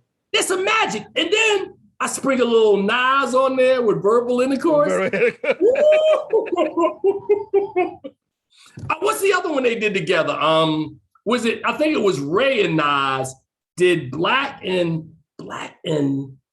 forget the title of the song, but yeah, man. I love the Wu-Tang, man. And I love the Wu-Tang before the series came out. Julian, I was in Sundance the year that they premiered the documentary of Mice and Men. And I remember watching that and I was like, oh, God. These guys, I call them the Rap Avengers, man. They are like, they're one of the only groups that have that many members that everybody knows those guys. We all know RZA, the Jizza, ODB, Meth, Ray, Ghost, Inspector Deck, You God, Capadonna, Master Killer. Yeah. Come on, man. It's the Wu. They fly the flag. They flying the Wu, baby. It's the Wu-Tang Clan. So I'm sorry, man. So any other comments before we get back to this list? Because I had to get that out, man, because we haven't had a conversation in a minute, man. Yeah, yeah. And that show that's what I like about it. Like, yeah, things are exaggerated. But it's like they're making a myth of their own life. Like they got the documentary, there's books, you can find interviews about what really, really happened. But I like the fact that they're making their own myth of their creation and rise and dominance and changing hip hop and music and the music business altogether. Like I love that. Because people just don't understand how important, how big, like Wu-Tang, when people say Wu-Tang forever, Wu-Tang is forever, Wu-Tang is for the children, like it's for the children, bro. Like that is real. Like that is like, if you lived in that era, it's just like yo, we'll fight you if you talk about anything. There's no such thing as bad Wu-Tang, bro. Hey, man. All right, so back to our list. That is Julian Lytle. I'm Tim Gordon. We are in overtime of Keeping It Real with FilmGordon, doing the Rolling Stones list of the top 500 songs. We had to take a hip hop break in there for about 45 minutes, man. So that was good. Julian, I'm not even going to ask you because this would just be disrespectful. But why is Hotel California at 311? Why is Hotel California? I'm just asking because again, I mean, I'm not the smartest man on the planet, but I do know really songs that really are impactful. The Eagles, along with Michael Jackson, are two of the largest selling. That album that they made in 1976 is one of the largest selling albums in music history. Yeah. And Hotel California is. I've never heard another Eagles song. I never heard another Eagles song. I just know about Hotel California. Wow. And it took Thriller to beat it in terms of selling because that was in the era before SoundScan. I remember when I was watching the documentary, I think about Thriller, the one that something about Thriller. They talked to Quincy Jones and it was like they actually have no idea how many songs Thriller sold. They just said they just started at 40 million. It just went up because they had no idea. Like, and there was, the bootleg pressings, and you can even say something like with the Eagles, like this was the time period people would just bootleg the record. It wasn't hard. It was hard. They would press vinyl and print up their own sleeves. Like, And people were just selling that. People just have Hotel California. Like I've never heard any other Eagles song. I'm 41 years old. Well, here's another shocker for you. Look, here's another shocker. Now, I love Rock Lobster from the B-52s. I do. It's not a better song than Hotel California. And the fact that it came like almost 20 spots ahead, I'm like, wow, man. My mind is blown on some of these choices that they made, and it's only going to get worse as we move down. Jungle Land from Bruce Springsteen. Julian, I know you never heard this song. If you haven't, please just one day just check it out. I love that song. At $2.99, I don't know, man. I mean, that's a good song, but I don't know if it's $2.99. It's a classic, though. And by the way, Julian, did you get a chance, or I think you're going to go and check out the Soprano movie, Many Saints of Newark? I'm going to see it when it comes out. You're going to see it when it comes out. I say that, man, because, you know, you heard me earlier getting my feelings about the fact that they premiered it someplace other than the title and the city in the title. Let me see. Can I Kick It from Tribe Called Quest is in 290s. Is that about what you expect that to be? Yeah, because I think they got stronger songs. In the Air Tonight from Phil Collins is this is disrespectful. This 291. In the what that alone. Well, you know what's interesting about that song, and I don't know if you remember the pilot for Miami Vice in 1985. Do you remember this? Miami Vice, I never forget, there was all this buzz around this new cop show, right? It was going to be a different cop show because during that time, you know, you had Hill Street Blues and all these kind of old school shows, and they wanted to do rock cops, right? So the first episode, you get this impeccably cool, you know, Don Johnson wearing all this white. And you got Rico Tubbs coming out in these fluorescent, you know, pink and flamingo. And all of a sudden, there's this cool thing because they started out, first song in there was Body Talk from The Deal, you know, LA Babyface, right? Yeah. Body Talk. Cool. And then they got this scene where, you know, your boy Don Johnson's in his car and it's at night, he's driving along Miami and the Phil Collins song drops and everybody in the hood was like, whoa, that's the song. That's the song. But that song in the 290s, bro, 291 for Phil Collins in the Air Tonight. That's because, see, that's a little low. That lets me know that everybody on this list, they don't know no better. Like, so they don't know no better. Michael Mann made Miami Vice and put this in the joint. Like, that song don't even need a video. Miami Vice is the video for that song. Like, what? Like, again, this is a song that as a kid, I'm seeing this white dude and black people's like, yo, that guy, that song right there, you don't change the station. You don't touch the radio. Hey, bro. Now, here's one for you. The Funky 4+1, that's the joint finished higher than In the Air Tonight.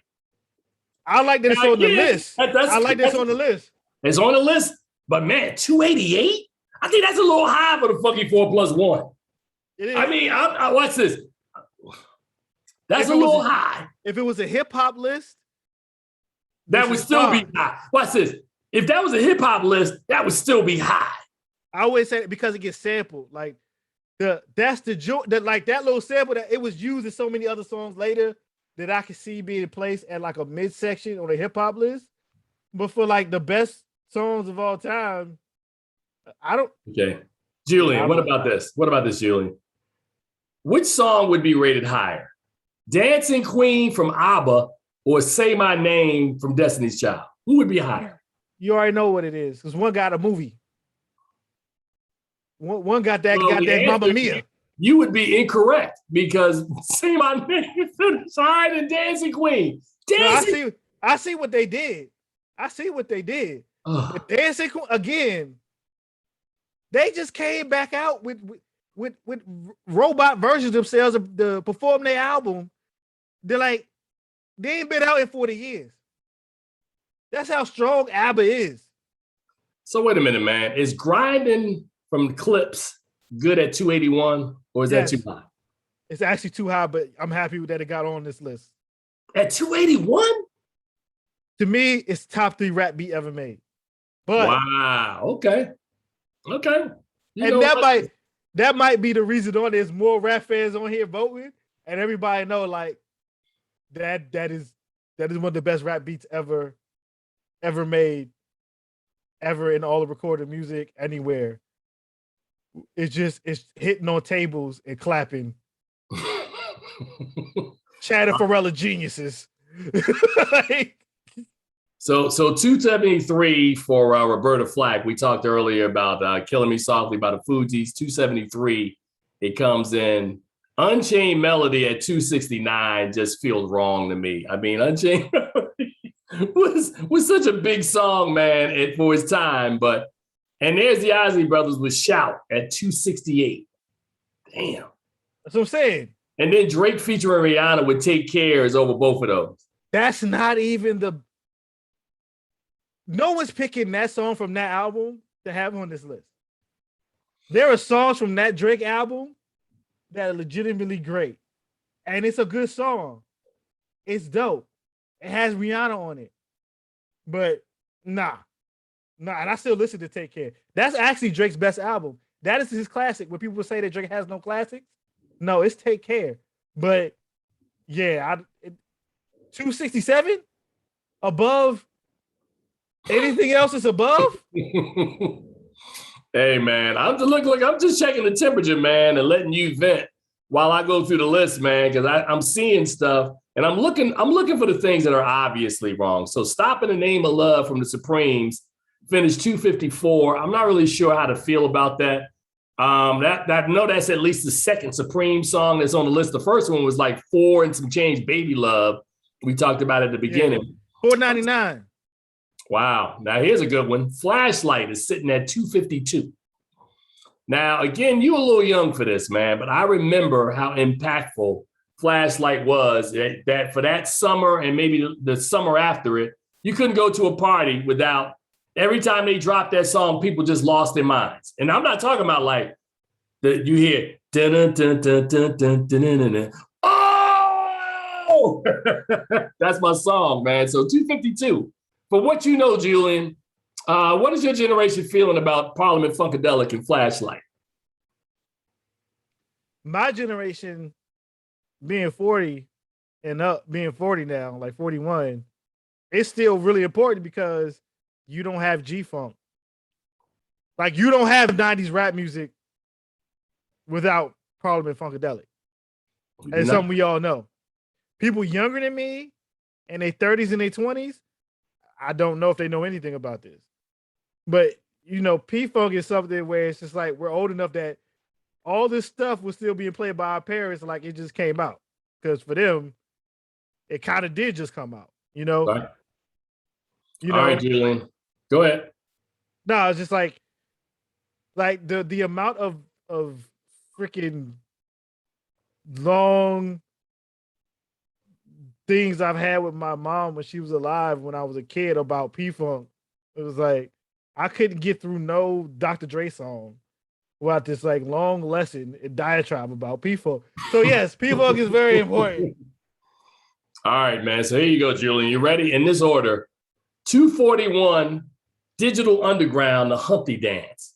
245, The Beastie Boys, Sabotage. And at 248, NWA, Straight Outta Compton. Does that sound right to you? I think. Okay. It's interesting that they picked a Beastie Boys rock song. I love it. It feels a little bit too high. Talking about the Beastie Boys? Yeah. All right. Humpty Dance. Humpty at 41 and NWA at 248. I love the Humpty Dance, but that joint should be in like the 450 to the 500 area. But Straight Outta Compton, man. How is that all over Straight Outta Compton? That's a top 200 song. Because After Police is higher. You know what I'm saying? Like if you pick your NWA, it's After Police is the top 100 songs of all time. And then like Straight Outta Compton is like 101 to 200. Like you can, that's where it should live. Cause Straight Outta Compton, like crazy name Ice Cube, and like that joint hard. Like, you know what I'm saying? You will kick down somebody's door, smack somebody in the face, take all their stuff, and then leave and be like, you ain't gonna do nothing. That's the type of, that's what Straight Outta Compton give you the energy to do. All right. So when we talk about generation defining songs, man, again, this is way before you were born, but I'm just sharing this with the audience. There's a song from The Who called My Generation. It came out in 1965. That's a top 50 song. That's a top 50 song. You ain't gotta tell me. This song is in the twos right now. No. And I'm like, I saw that, Tim. I saw that. And I was like, that's disrespectful. Like there wouldn't be a Rolling Stone without My Generation. How dare do you disrespect that? Yeah, because the Rolling Stones, man, it's funny. They always were the group that was like the alternative, like the flip side of the Beatles coin. The Beatles were these kind of, we wore our hair a certain way and, you know, the big four. And then you had Mick, Ronnie Woods, Keith, and Charlie Watts, who just recently passed. And the Stones, man, I got to give them credit for their longevity. I mean, the Stones are doing their thing, man. I can't be mad at them, but that My Generation. The Who? They got that whole you like who? They got Tommy, they got the whole player, but the pinball wizard. Like come on, like it's the Who. My Generation is one of the best rock songs ever made. I ain't gotta say that. Like it's known by now. Like talking about my like you know the guitar riffs, everything comes through. Like you like they bugging. Like they bugging. Like I want to smack fire out somebody for that. All right, man. So, you know, we getting down to the nitty gritty. We got probably about 15 minutes left, man. And there's just some good songs on here that we're coming down the pipe. I don't know about you and Tom Petty. I love me some Tom Petty, Free Fall, and that was my jam. I love that from 89. I don't got like Tom Petty like that, but I know Free Falling, like it was always on the radio. Yes, sir. That was a good one. Oh, Shook Ones from Mobb Deep at 2:15. How are you feeling about that position? Part of me is like, it's too high, but part of me is like, sometimes there's songs that are perfectly explain everything in life, and Shook Ones,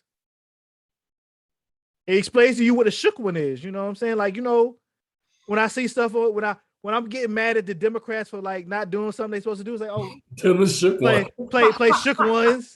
I know why you soft. Like, there's a lot of things going on. It's like, oh, they shook. You know what I'm saying? Like, ain't no such thing as halfway crooks. You know what I'm saying? You scared to death. All right, man. Coming in at 2:10, the Funkadelics, One Nation Under a Groove.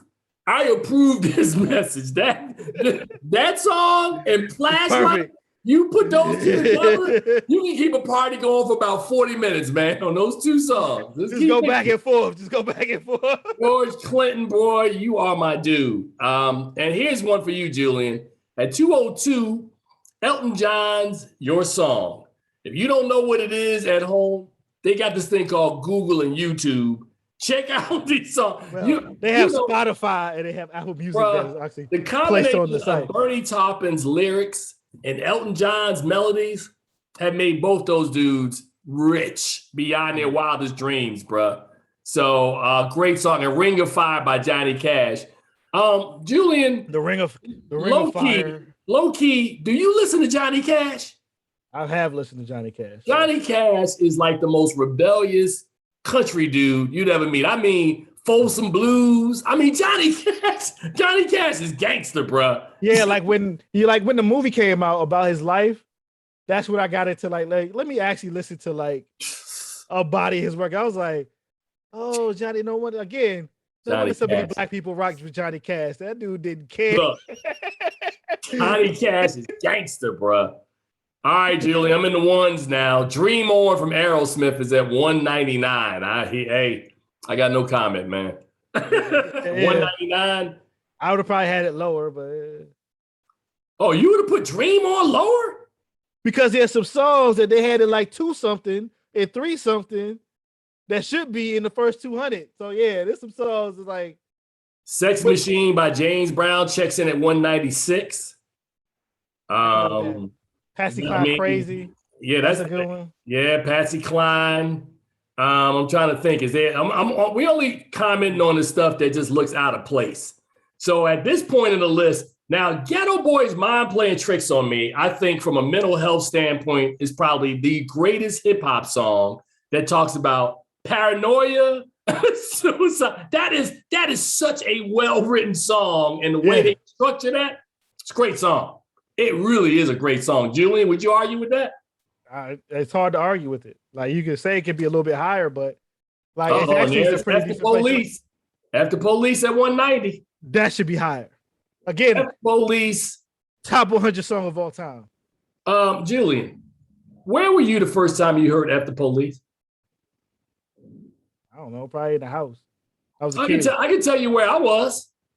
I had literally just read an article in some rap magazine with Stetsasonic and all these guys were talking about, this new group out on the West Coast and how you close your eyes and they can take you right in the heart of the violence. So I said, man, let me go out and buy this NWA album. I buy the cassette.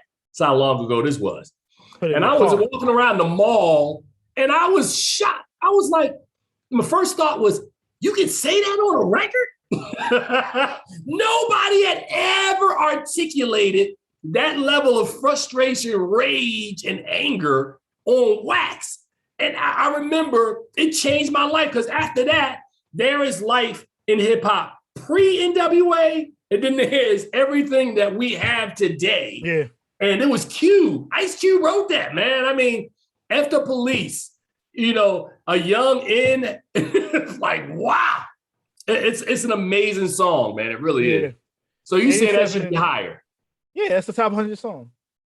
All right. There's gonna be a bunch of songs in the 100, and it's probably gonna be some songs that like just came out in the last couple of years. You're gonna be like, is that really better than After Police? Really? Beat it at 185.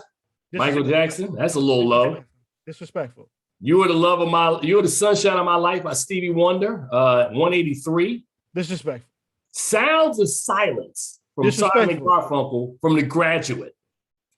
No comment. You see what I'm saying, but we need to get to what's in the 100. Walk on the Wild Side by Lou Reed. That's pretty good. Here's the thing: Billie Eilish. Eilish is at 178. Exactly. That's why I'm like, Julie. Just came out. Don't count. Okay, Jump by Van Halen. That's a good one. I'm not a big king. Now the Flamingos, I only have eyes for you, Julie. I know you haven't heard this one recently. I have. Not recently, but yeah. That is a great song. That is especially the end. Only I for you. Look. Do up. Oh. That's one of them songs where like Ghostface would just rhyme over it. Like not sample it. He would just put it on and just start rhyming. So you saying Tony Stark would just go for it right there. Yeah. He's asked before.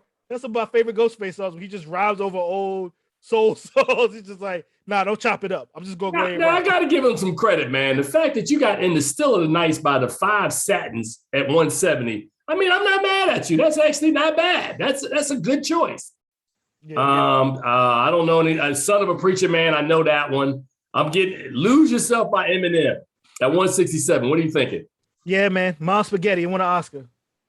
Did you just call him Mom Spaghetti? No, Mom Spaghetti. Oh, Mom Spaghetti. I said, does he have a new nickname I'm not familiar with? Mom Spaghetti, forever. I'm never gonna forget that. You ain't lying, man. So you got some song. Nothing is really out of pocket. Madonna's Into the Groove. I mean, I can live with that. That's what she was really vibing back then. That's what she had more R&B tinge to her work back when she had like, Get Into the Groove and Borderline and all that type of stuff. Man, I mean, and now so the 100 songs needs to be 100 songs where I go, yeah, you got bangers there. Super Freak by Rick James at 153. I'm waiting for Julian on this one. It should be higher. It's after watching that Rick James documentary, I mean, I'm like, man, he deserves more respect. Rick James. Well, the thing that always jumped out about Rick James to me is that even at his early age, when I was still in my teens, when Rick James dropped, I always loved the fact that there were artists that I knew, Julian, who really did really good up-tempo songs, but their ballads were terrible. Or guys that were balladeers that couldn't make good up-tempo songs. And Rick James could do both, right? So when you get Fire and Desire, and then you get songs like Rick James wrote for Tina Marie, Deja Vu, which still trips me out to this day. Rick James wrote Deja Vu? I mean, think about that song, the lyrics of that song. Rick James wrote that? Well, that's still you gotta think. You gotta think. Biggie wrote Queen B for Little Kim and did the reference track for it. Wow. Like you can hear him rap those lines to show her how she's supposed to deliver it. So it's like once I heard that, like it's not crazy to me anytime when I hear about wait a minute, a man man writing a song. I'm young and I'm old. I'm rich and I'm poor. I feel like I've been on this earth many times before. Rick James, that feels like Rick James to you? Shows how talented he is. Babies are my friend. Rick James? Like, I'm serious, man. When I watch the movie, I'm still sitting there like, I don't get it. I don't see it. Maybe Rick hit something and all that came out. I don't know. I see Outkast as high as hell on the list with Miss Jackson. Where is Miss Jackson? Miss Jackson's inside the 150s. Yeah, 145. Yeah, Miss Jackson. I mean, what do you think about I Want You Back from the Jacksons at 104? 104? Oh, okay. Julian can live with 104? Yeah. Uh-oh. That's respectable. Wu-Tang Clan, Cream at 107. Cash rules everything around me. Cream, get the money. Julian? Yeah. You good with that? Yeah. Everyday People at 109. I'm mad. They had George Michael like a little bit further back. I'm like, I don't know. Freedom 90 deserved to be a little bit higher. All right, we got about less than 10 minutes in the show. I'm in the hundreds now, so this is when it gets good. Blowing in the Wind from Bob Dylan at 100. Really good song. Staying Alive from the Bee Gees. Really good song. I just want songs that belong in the top 100 now. In My Life from the Beatles, one of my absolute favorite Beatles songs, so I can't be mad there. At 97, I don't know. No disrespect, I'm not a Patti Smith fan, so I've never listened to her music. 99 Problems at number 96.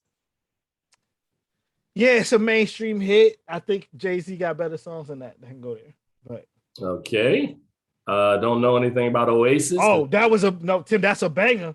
That deserves its spot. Wonderwall. Yeah. Woo-hoo. Okay, watch this. I'll see you. You can talk about it. Think about that. Like it came out in 95. It was still on the top 100, like in like 97, 98. Still banging. Okay.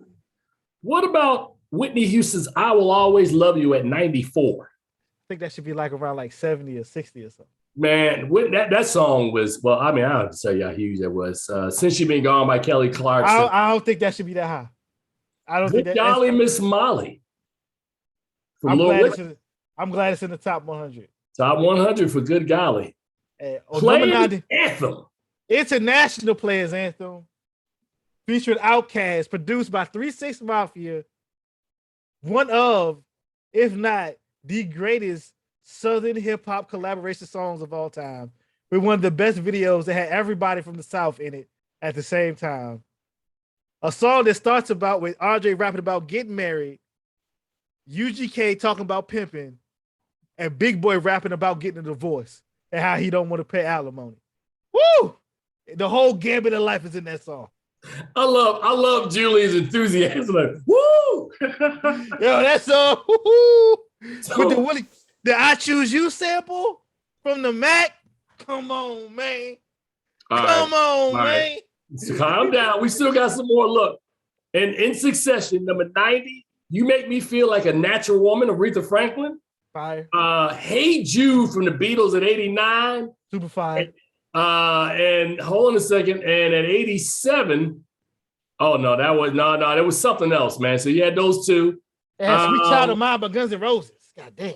Now the fact that they put Kiss by Prince at number 85 just Nah, Prince had better songs than that. I mean, this song is so man. I was never a big fan of that song. It was okay, but top 100, yeah, I don't know about that. Let's Stay Together, yes. Some Bob Dylan song I never heard. Now, Rolling in the Deep. Julian, you got a complaint? Is that a top 100 song? I love Rolling in the Deep. I don't. It's still so new. I don't know if it's the top 100. Like, I could put it in top like 100, like 101 to like 160, but I don't. Oh, we'll Back see. to Black by Amy Winehouse is 79. It's a good song too. Yeah. Look at it. The Four Tops, I'll Be There at 78. That's a song from 67, bro. Great song. Johnny Cash, I Walked the Line at 76. Ain't be mad at that. No, is it? Oh, yeah. That's a good song, man. Johnny Cash, that's my dude. See, Johnny Cash would be my fourth favorite artist of all time. I love Johnny Cash, bro. Especially The Man in Black. I'm Johnny Cash. Now, see, like, when you get to 73, you get to Beyonce's Formation. Come on, man. Is that a top 100 song? It's too new to me. Like, I don't know. In 20 years, in 20 years, but they still gonna be talking about Formation. But I don't know. Yes, you got the Beatles yesterday, like Tracy Chapman's Fast Car. I still be humming that randomly. I don't even like Tracy Chapman. Okay, first of all, I'm not an Elvis Presley fan, so the fact that Suspicious Minds is at number 70 is just disrespectful to me. No, that and the Taylor Swift song All Too Well don't no. Oh my God, man! But then you get Chic's Good Times, where you like, yes. Well, you see my look at my face on the screen. You don't have Rapper's Delight. They actually put Rapper's Delight in this song on here. That's how good that track was. Let's see. Anything else jumps out? 65 in September. 65 in September. Earth, Wind, and Fire. Yeah, that's probably their most commercial song. Yeah. Did we pass it? It is past the 21st day of September, man. That's yeah. They had a whole day, online. Everybody was posting Earth, Wind, and Fire. So yeah, 63 is Jolene by Dolly Parton. Deserves it. Is that your jam right there? Yo, you can't hate on Jolene.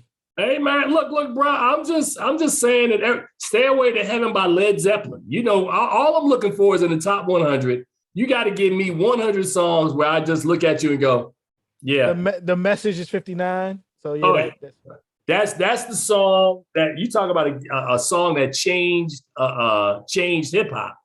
Hip hop was all party, braggadocio. It's the first song that put some substance in it. So I'm going to skip ahead, man, because we got about 2 minutes to go before we got to be out of here on this overtime edition of this crazy first 2-hour show I've done in like forever. Number one is what?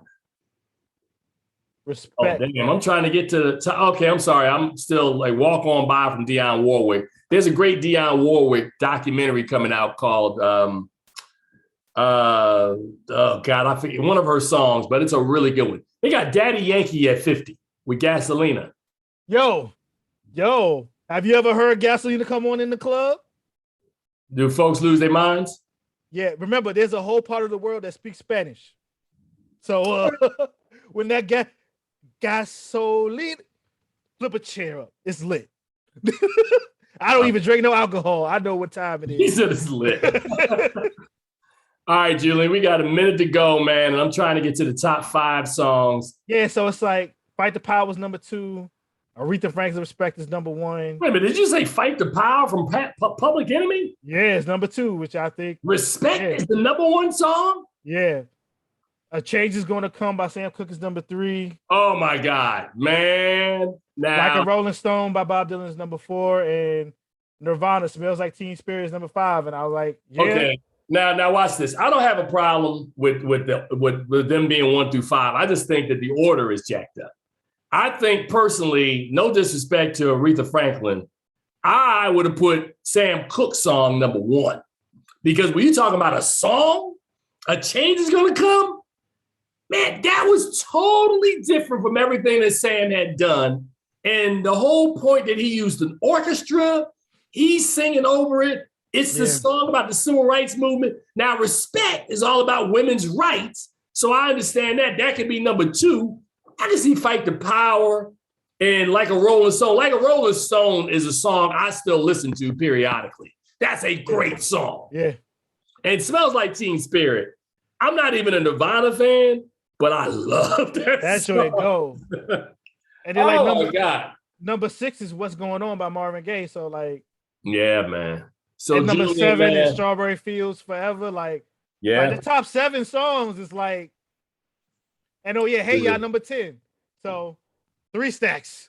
So, bruh, I want to thank you, man, for the show, the conversation, as well as your insight. It's always a pleasure, bro. We're gonna have you back on. You, my dog. Thanks for having me. Hey, man. Thanks for the conversation. You see you cats on the other side. I'm gonna probably come back in the next couple of days with the show, saluting Stevie Wonder and the 45th anniversary of Songs of the Key of Life. I love music, man. Any kind of music from the OJs, 1975. But we out of here, man. You guys take care, and we'll see you soon. Peace. You have a nice weekend. You too. All right, man. Bye. Bye.